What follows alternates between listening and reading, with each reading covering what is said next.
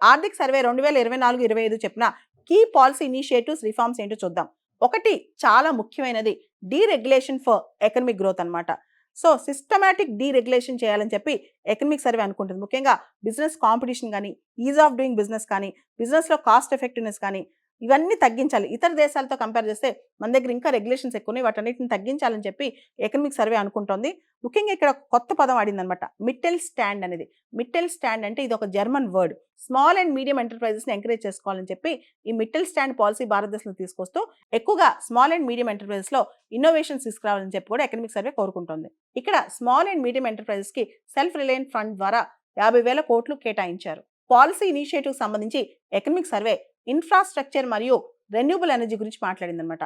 ముఖ్యంగా ఇన్‌ఫ్రాస్ట్రక్చర్ మీద కంటిన్యూయస్‌గా ఇన్వెస్ట్ చేయడం వల్ల దేశానికి మంచి జరిగిందని చెప్పి, రైల్వే నెట్వర్క్ కూడా మనం బాగా ఎక్స్‌పాండ్ చేశామని, 2031 కిలోమీటర్స్ రైల్వే నెట్వర్క్ ఎక్స్‌పాండ్ చేస్తూ 17 కొత్త వందే భారత్ ట్రైన్స్ తీసుకొచ్చామని చెప్పిందనమాట.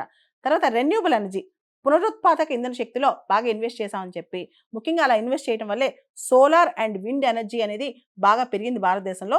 రెన్యూబుల్ ఎనర్జీ కెపాసిటీ కూడా బాగా పెరిగిందని చెప్పి, రెన్యూబుల్ ఎనర్జీ కెపాసిటీలో 15.8% ఇయర్ ఆన్ ఇయర్ ఇంక్రీజ్ వచ్చిందని చెప్పి ఎకనామిక్ సర్వే చెప్తోంది.